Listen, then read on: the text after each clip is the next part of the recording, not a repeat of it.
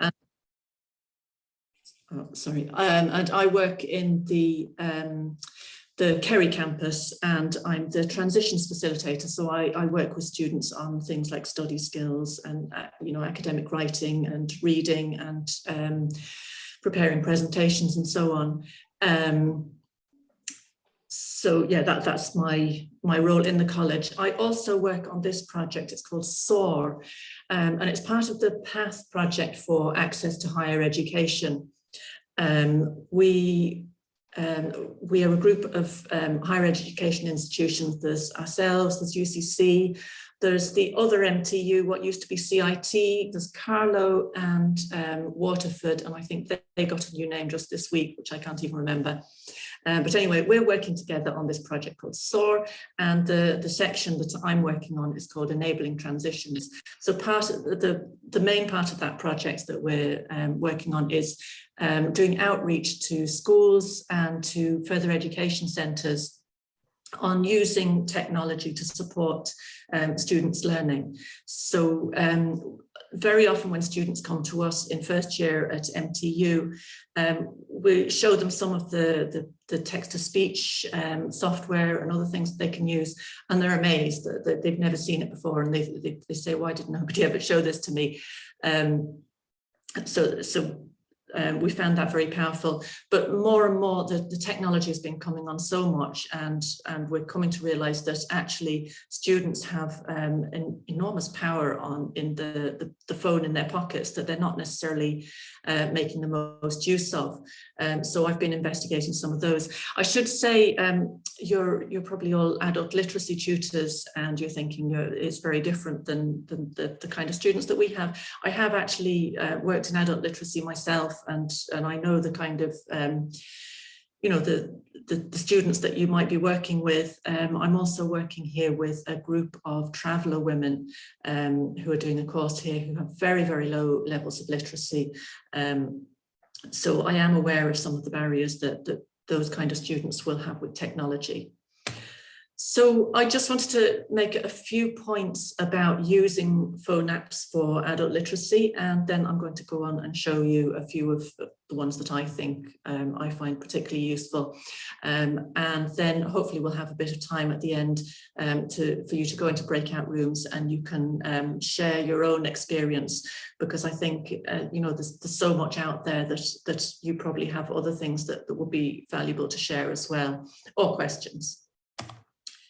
So first of all, I suppose we think of adult literacy as very much paper and pen, and of course that's always going to be important. But for all of us, reading and writing have changed in the digital age. Handwriting is not used the same way as it once was, and really we all have to engage with kind of digital reading and writing, whether we want to or not.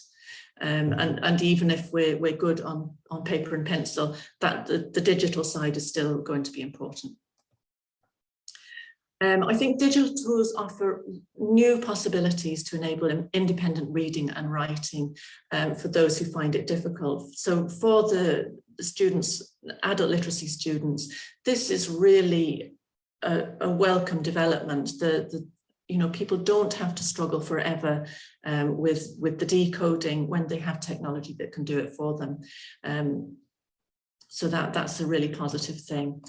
It also offers new teaching possibilities. There's things that we can do with software and with apps that we couldn't do with paper and pen, and I'm sure you've experienced that in the classroom already.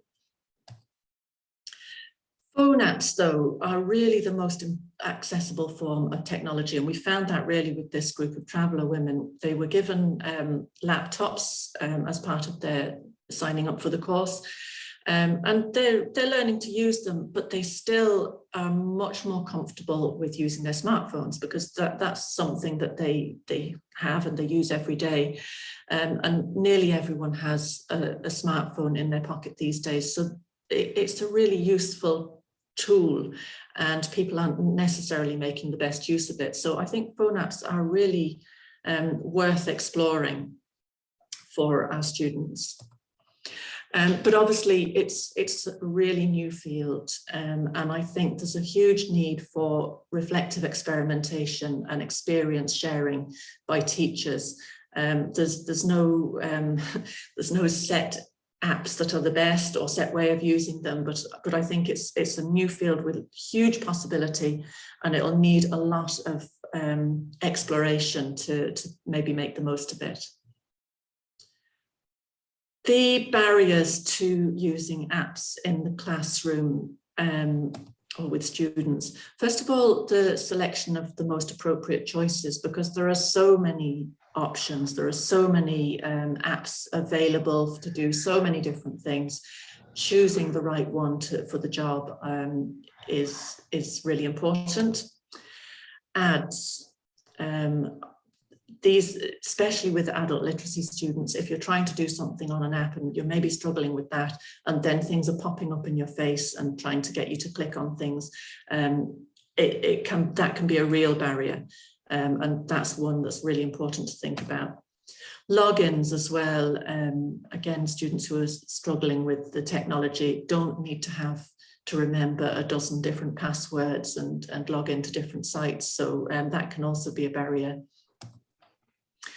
And also, even if you get past those, some apps might have a really useful job, but sometimes they try to do too many things for illiteracy students, and there's too many options, too many different things that you can do with it, too many different buttons and things to press, and that can really get in the way of using it to the best.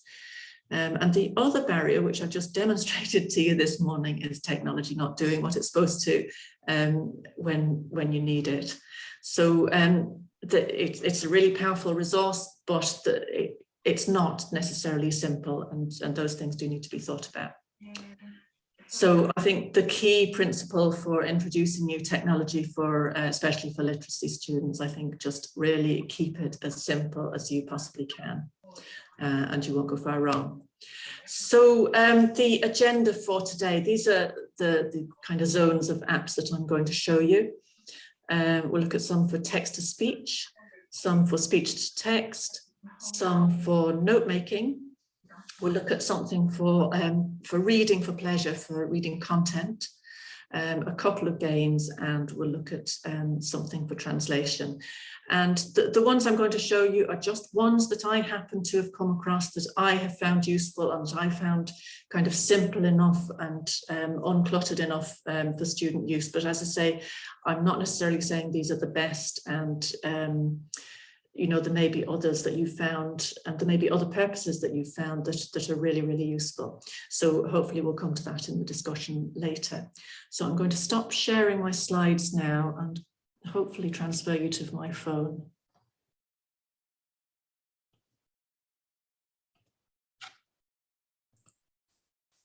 Okay, so hooray, it works. Okay, so this is these are the apps I'm going to show you. Hopefully they'll all work. Sometimes they can be a little bit dodgy when they're trying when you're on a call, they're trying to get enough Wi-Fi, but hopefully they'll all work this morning. And also I'll have a little bit of difficulty because I'm trying to I'm looking at my phone on the laptop, and it's a little bit like driving on the wrong side of the road because I'm having to do the controlling on the phone while looking at it on the laptop, but hopefully it'll all come out. So the first one I'll show you, this one is called Natural Reader, and this is a text-to-speech software and app. We use it with all our students here on their laptops. They can use it as a Chrome extension. They can download an app to their laptop, but they can also add it to their phone. And this is what this one looks like. Okay, so we have a box there, and basically anything that you put into that box, it'll read out to you. Oh, sorry, I'm just going to have to stop sharing and reshare because I need you to be able to hear this. So just 1 second.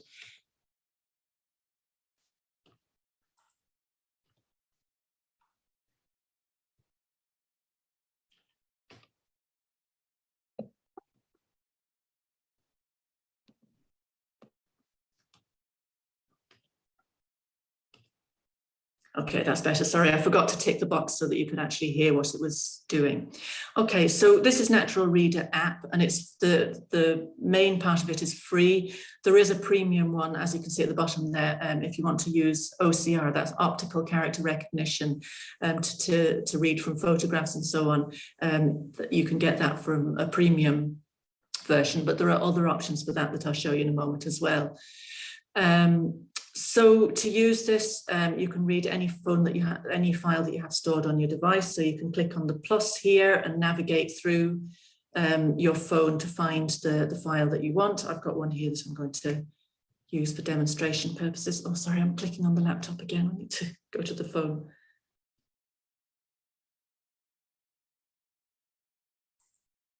Okay, so you can see that it's opened the file in the app, and if I press play, it should read it back to me. Oh, on the phone. Earth Day Network. Elephants. Facts. Elephants are the world's largest land animals and one of our most iconic species. Okay, so that's Natural Reader, and you can obviously you can select text that are suitable for your students. You have a few options here. You can change the speaker. You have a few choices on the free version, more on the premium one, obviously, but I don't think that's a huge issue. Importantly, you can change the speed. So sometimes, you might be wanting to teach your students about skimming and scanning through texts, and other times you might want to do some close reading. You can change the speed there, and there's other settings that you can change as well, but those are the two most important ones. But I think you can see that could be really helpful for students to be able to listen to a text, and each word is highlighted so they can read along as they listen. So that's Natural Reader. Okay, so I mentioned the optical character recognition. So that's apps that you can use for reading hard copy text, something that you don't have stored on your phone, but maybe the newspaper or whatever. And there are a few options for this. The ones I'm going to show you, there's Google Lens here, and this one is called Envision AI. So I'll show you how they work now. This is Google Lens. Okay, so it's opened through my camera, and I'm going to point it at a piece of text. I need to select text at the bottom here, and then take a photo. And then I can click listen. Be scrapped on, page 10. Save many from living golden years in penury. Price watch, page 9. Ryan to call for shorter showers and less driving. Okay, as you can see, one of the difficulties with that is actually selecting the text exactly what you want to listen to and not getting all these extra bits at the top. But it will read out. It's quite easy and it's free, and it'll read out hard copy text. So that is Google Lens. The next one is actually not a free one. This is called Envision AI, and this has an awful lot of different things that it can do, but it's designed for people with visual impairment, but I actually have found it's really helpful for some of our students with literacy issues, and this is how it can work. Okay, so it's got many other features for people with visual impairment. If you go to read, you've got these options. You've got instant, scan, and library. And you can, so the instant works like this. You can just point it at a text and it should start reading. Sorry, I have to press. CWA. JES1 Pay. SN Zepine. Asafueos. UAAY. Sorry, I don't know where that's looking. It does usually work. Let me try again. €2.40 Inkle. Vi EL70 Northern Ireland. Connor Pope. Auto-enrollment pension plan should save many from living golden years in penury. Price Okay, watch. so it does work, but you have to, again, you have to catch the right part of the text, and that can be a bit of a knack to get used to. Scan works the same way as the No edges visible. Move bottom left. Scan works the same way as the Google Lens. You take a photograph and it'll read from the photograph. And then Library works with files that you might have on your phone, and you can import a file and have it read back to you that way. So yeah, this one is, if you're going to be doing a lot of listening to hard copy text, a lot of OCR, that probably is worth paying for, because it's only €20 a year. So it's not a monthly subscription, it's reasonably cheap, and it might be worth paying for. So those are the 3 text-to-speech apps that I'd recommend. Next we have speech-to-text. So you might have used this before. We've got Google Docs. You've possibly used this on laptops and so on, but being aware that you can use it equally on the phone. Sorry, let me edit that. So when you just open Google Docs, you at the top of the keyboard here, you have this microphone. This is voice typing on Google Docs, full stop. You can use it to enter information without using a keyboard, full stop.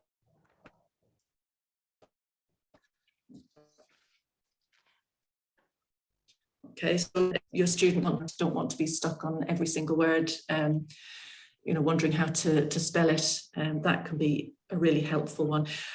In our first year students, or our students in general, we find text to speech is really important to them, and speech to text maybe less so, because it's obviously with academic writing, it's very difficult to have it in your head and just speak it out. It's a slower process, but you may find if people are writing stories or things like that, that could be a helpful one to do. And you could send them with homework to write something on Google Docs and look at it in the class the next day, and maybe edit it. Obviously with speech to text, it's good, but it's not perfect. So you do have to go back and check it and correct it afterwards. So for some students that might not be appropriate. For example, for our travel, they're only just now starting to use the speech to text, because it can seem really handy, but like the editing can be more painful than the actually keyboarding and inputting in the first place. So you might need to experiment with that to see how you get on with it. The other speech to text app that we sometimes use is this one. It's called Otter, and this, I really like this one. It does the same thing. It transcribes what you say, but it also keeps it connected with your audio recording. So you've got a connected audio and transcription. So I'll just show you quickly how it works. So we can give it a title.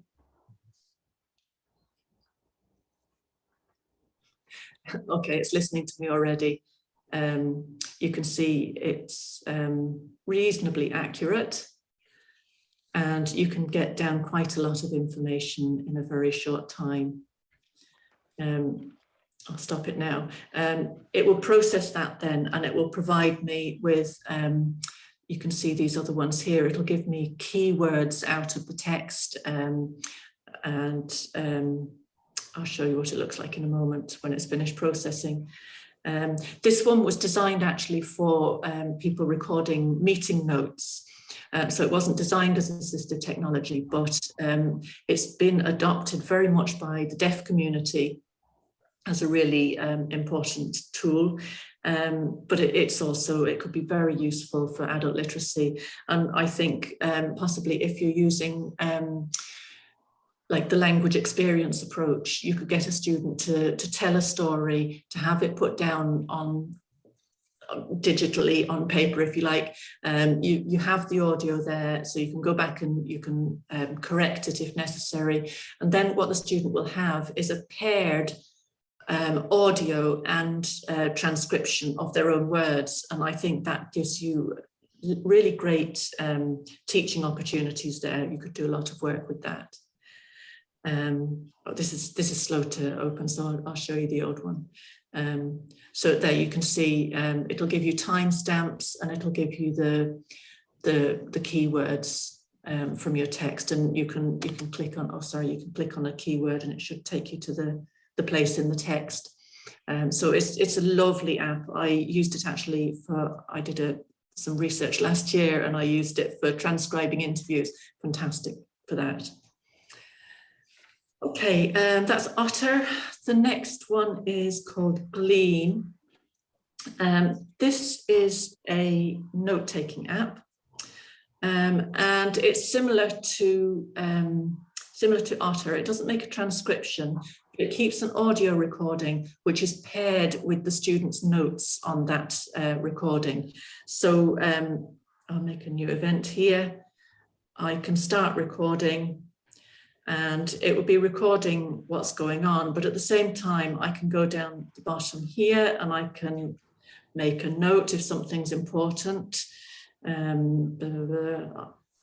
Okay, and then I can make a note. I can add a heading here, and I can make a note if there's something I need to review, I'm not sure of. I can add that, and those will all be connected with the audio. So I can go back to my notes afterwards and click on the note and be able to hear that part of the audio recording. This also has a laptop or PC version, and our students actually find this one really helpful. But unfortunately, this one is properly paid. It's a monthly subscription, so it's not free. But it might be worth knowing about if you have, if you have students who are going on to, other courses, further higher education. You can tell them about it, and they may be able to have a subscription from their college or wherever they're going.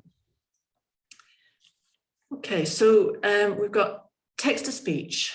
These two are speech to text. This one is note making. The next two are for reading for pleasure, for content, which obviously we can now do digitally as well as with books. And I think that's really important for adult literacy students, that they're reading for pleasure and they're reading things that they enjoy. So the first one is called Pocket.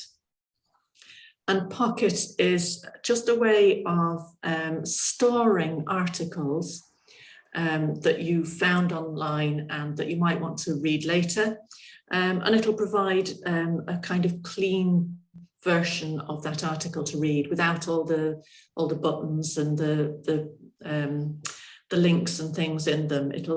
So you can open an article that you saved, and you do have the text to speech here with if you click on the headphones. I actually don't like it very much on this app because it doesn't highlight the words as it goes, and the voice isn't very good. So I don't like that too much on this app, but it's a nice, clean reading experience without all the clutter that you sometimes get with online reading. To put something in Pocket, you have to go to the share menu on your web browser, and if you've downloaded Pocket, you'll find it. As one of the share options. You can share to Facebook, Twitter, or whatever, or Pocket. And if you just share to Pocket, it'll save your article there, and it'll be there for you later. So that's Pocket. I haven't used that one very much. I'd be interested to hear if you find that useful. This one I think is absolutely lovely. This is what I discovered recently. You all know Kindle, I'm sure. But what you can do when you buy a book on Kindle, you can choose to also buy a professional audio recording of the book on Audible so that they're matched.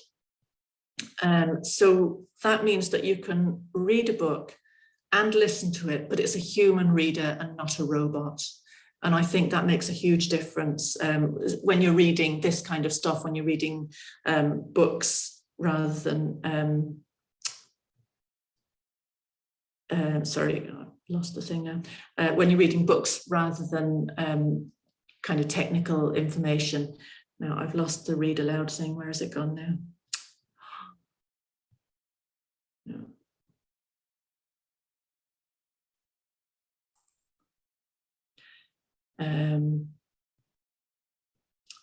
Okay, sorry, this is another one that's not working according to plan, but I haven't used it very much, as you can see. Oh, here we go, yeah, okay. Was narrow, grey and grizzled, but its eyes, perfectly round, luminous silver orbs. They swivelled in their sockets. She tested her own eyes. Did they swivel? Okay. She hangs up. Sorry. Well, says Susanna, rifling through her in-tray on her desk on the other side of the room. You'll think twice about calling us again. What was he like? A complete wanker. Apologies for the language as well. I did that. Today, Alice had that familiar, tight, bulging knot of crossness in her stomach. Okay, If she tried apologies for that.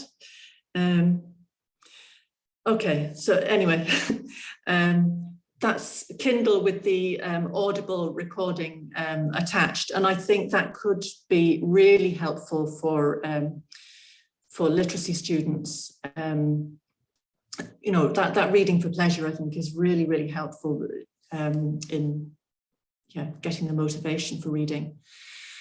Okay, nearly there now. Few games. You've probably come across Kahoot. On Kahoot, you can do quizzes. You can do, but they can be individual, or they can be, or you can set them up yourself, or you can use them in the class. So you can discover other people's quizzes that they've done. You can create a quiz of your own, and you can use that with a class. You don't want to overuse it, but it can be fun from time to time. I know my son finished secondary school saying, oh my God, the teachers think they're so great if they do a Kahoot quiz. So just use it occasionally, I think is nice, but don't overdo it.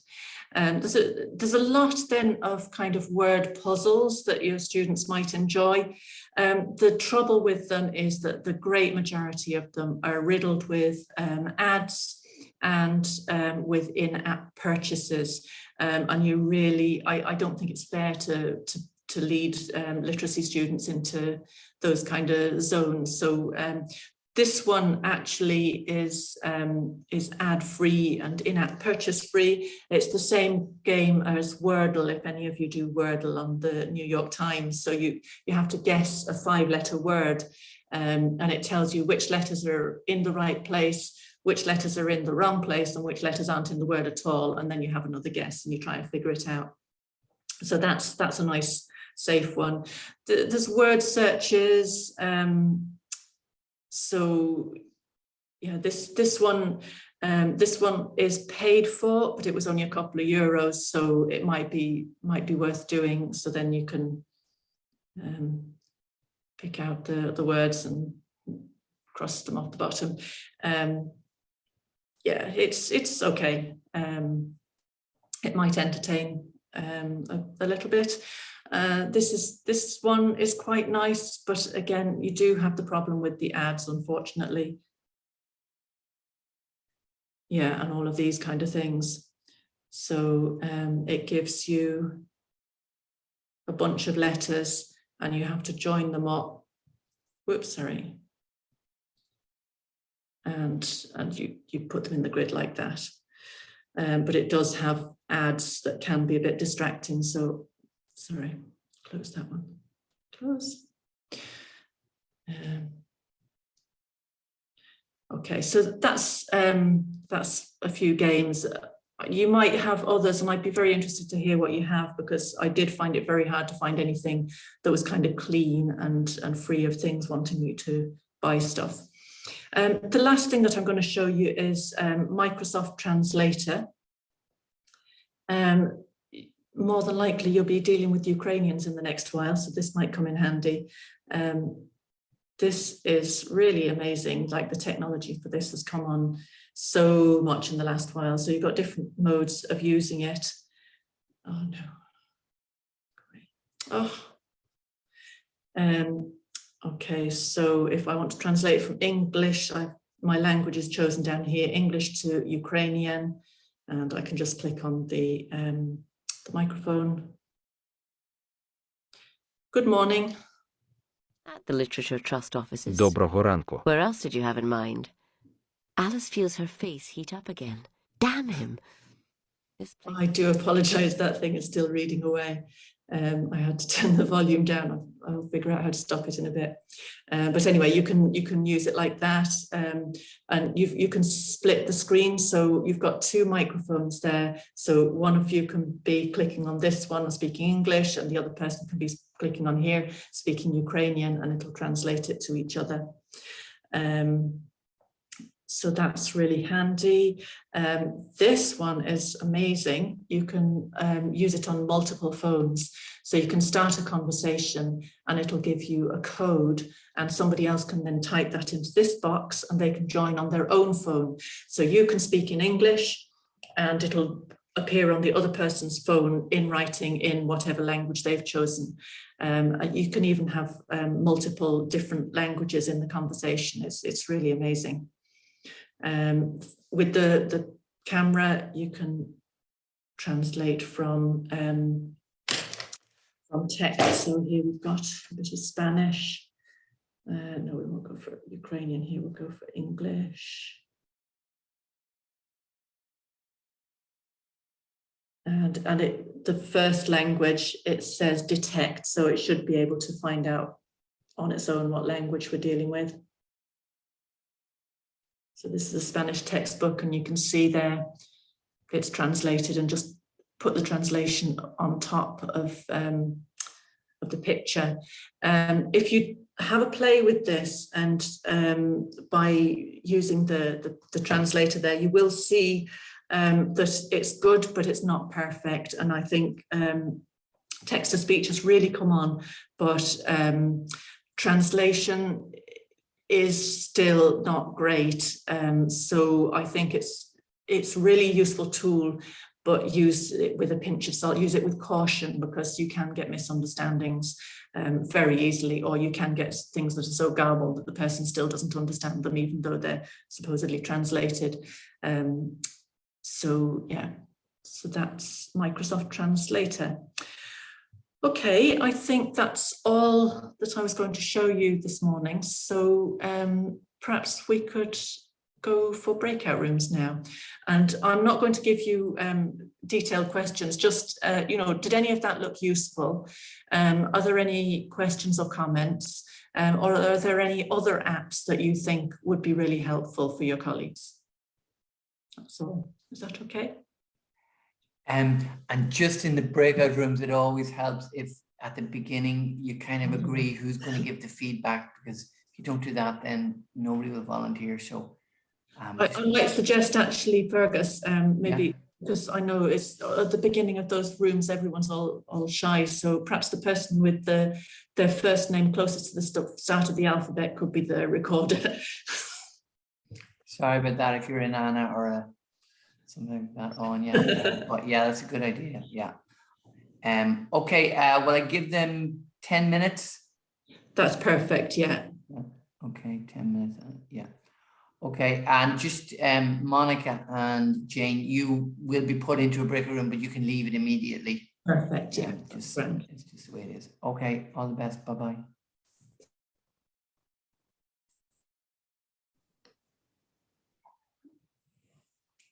Lovely. So just so you know, everyone, we didn't record when you were in the breakout room. It doesn't allow it anyway, but I did press pause recording. So in case you were slandering Jane or Nan or something. It wasn't I was just going to say that, Fergus. We weren't slandering you. Okay, Jane, you might as well. Yeah, okay. Well, thanks everyone. I'm really dying to hear what you had to say. So would maybe the person from the group one who was doing the note taking, would you like to unmute and report back? I don't know what group I was. Okay, That's all right. That's all right. You were group one. Yeah. Okay. Hi, I'm Anne-Marie under the Micro and Adult Literacy. Grania, Catherine, Ashleen, Andrea, and Maria. Have I got everyone there? We're in the group. Grania and Catherine work together, and Grania would work with WhatsApp a lot. Kahoot she has used with friends. She finds WhatsApp very good with her students in the translating and sending messages, videos and that, and found it good during COVID. Ashleen is with Utrecht and doesn't have a phone, work phone, as I don't have a work phone either. I was explaining as well, but I do have a work group on my phone, and it's only, they're only allow use it while I'm at work, and they have been very good. I work with adults in a residence, and they've been very good to do that. We got on to, you know, the translator on WhatsApp. WhatsApp seems to be a major one. We're all going to, I think, have another look at Google Lens and Pocket. I personally was looking at it as well. Andrea called into us. Maria, I should say, had no mic, so Maria has some messages up on the chat. It was very good for such a quick little group meeting, and we found Andrea and I both do small groups working with phones and technology, and they work very well in a group situation. Okay. That's brilliant. Thanks a million, Anna-Marie. That's really great to hear. I think the breakouts can be the best sharing times. Like, it's like they say that sometimes the coffee break is the most productive part of the conference. So that sounds like a brilliant discussion. And WhatsApp, yeah, I think that's important for all of us now, isn't it? So the other group, who was the A person in that group? It was me. So in our group we had Kay, Paula, Rita, Bridie, Linda. I hope I'm not forgetting anyone there. Sorry guys if I am. And I know Paula, I think, was in a class, and Rita's audio wasn't working, so she communicated through text to us. So basically I'm in the same service as Grania and Catherine from group one there. And like we do, yeah, we use WhatsApp a lot, WhatsApp audio. And then just the other guys in our group there in group two today were saying Word Online on the desktop has been really good, that you can submit, like I think it was Kay yourself that was saying that you submit portfolios. You've done portfolios through Teams with, was that not you? No. I think you're on mute there. I think it was Bridie maybe. Oh, it was Bridie maybe. It was, yeah. Other ones that came up was Kahoot, Searches, Pontoon, Babel as well. Was really good. Notebook, class notebook. And then there's another keyboard. I think it was Kay, you're saying this keyboard one where it was absolutely like that she's been using, and like where it's teaching how to use like kind of computer hardware stuff like a mouse and stuff like that. Yeah, just I think a thing that came up as well, it's a lot harder to find apps to work for literacy students who'd be at level 1. That's quite challenging. So yeah, brilliant. Thank you so much. You mentioned a few there that Babel, I presume that's a translator, is it? I'm not familiar with Babel. I think. Did you not Babel just came mention up? that? Yeah, it came up. It was from Rita, but Rita doesn't have audio, so Just put it there for learning language. Yeah. Oh yeah, like Duolingo kind of thing. Yeah, and Powtoons. I don't know Powtoons. Would somebody like to? That's another one that came up from Rita. That as well, I think. Rita, would you like to tell us about Rita's mic doesn't work, I think. Oh, okay. So Yeah, so she texted in it. Yeah. Yeah. Okay. And Padlet. Yeah, Padlet is lovely.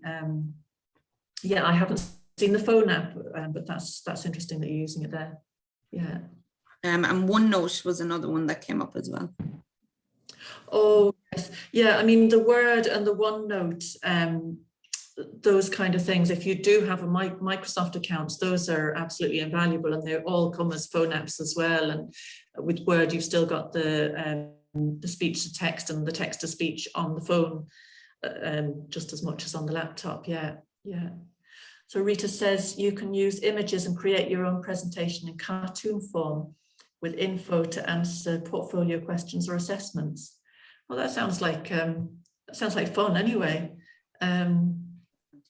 Wow, Powtoon. That one. Powtoons, yeah. Powtoon, sorry. Okay, that's brilliant. Or I said I think a big thing that Ting link. Oh, sorry. Yes, sorry, Anya. No, go on. Sorry, Kay. Yeah.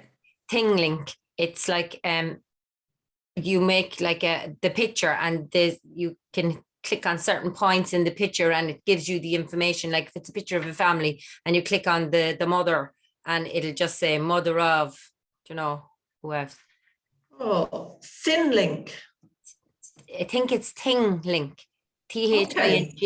Ting link. Okay. And is it specifically for literacy? Well, we've been using it in an ESOL course that I just finished. So yeah. Oh right, yeah. Oh yes, it'd be great for ESOL, yeah. Yeah. Sorry, Kay, I think you mentioned one called Nearpod as well, was it?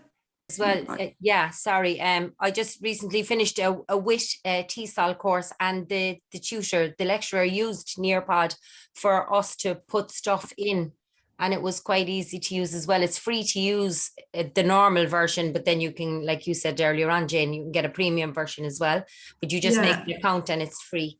Nearpod. Oh, and tell me what Nearpod is. It's like it's a bit like the whiteboard on Google. You can put like different people can add different like if you put up a question, they can come in and put their answer, and they all come up like things on the whiteboard on Google. Okay, so they can put their replies, and then other people can reply to them, and it all comes up on a big board then, like. Okay, and is that anonymous then? It can be. It can be anonymous, or you can add your name to it. All right, so it's a little bit like Mentimeter, maybe? Possibly, yeah. Just a sort of more kind of a Blackboard version of it, like. Right, yeah.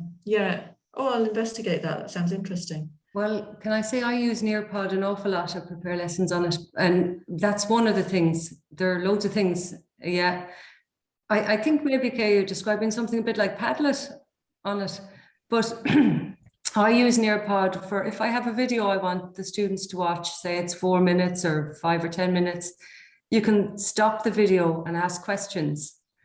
So the video plays for a minute, and then there's a question, and your question can be audio, or their answer can be audio, or your question can have pictures. It's not.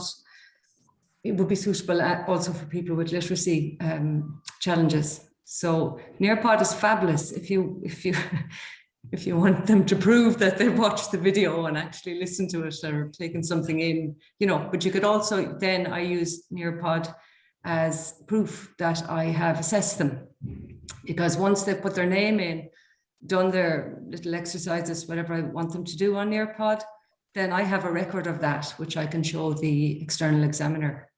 Okay, that's fantastic. Yeah, and is that on their phones then? Well, some things work okay on phones. Sometimes if depends what you want them to do, can work better on a laptop. But yeah, they can join a Nearpod lesson on the phone very easily. Yeah, as long as you don't give them too many complicated activities to do, because there's a range of activities and resources you can put on a Nearpod lesson. It's well worth it. Yeah, I'll have a look at that for sure. Fergus will be going mad. We're going over time, so I guess we should start. But there's fantastic amount of information that you've shared there. So thank you so much for that, because it is such a huge and growing field all the time, and things are becoming more usable every day. But I think it's important not to overwhelm students with too many different things, and to pick out things that really are going to work for you and for your students. So so hopefully this discussion will continue, and maybe we'll meet again. And Jane, it just leaves me to say thanks very much for, you really it was clear to see you put a lot of effort and thought into it, and you also cope really well when one or two bits of technology worked a bit funny for you. You didn't panic and you kept going. So it was really fantastic and well researched, and I could see from the chat coming in, people really enjoyed it and benefited. You give people a lot of options and a lot of ideas, and thanks to everyone for your ideas from the breakout rooms. There are plenty of other ideas there, so thanks very much, everyone, for contributing, and thanks to my colleague Monica for helping me organize this. So listen, everyone, thanks again. And Jane is going to send me a presentation. I'll send it out to you, and then in a few days I'll get the video recording of this onto the NADA YouTube channel. Okay. Thank you. Thanks again, everyone. Thanks very much. Thanks. Thank Bye. you. Thanks, Fergus. Thanks, Bye. Jane. Bye. Bye.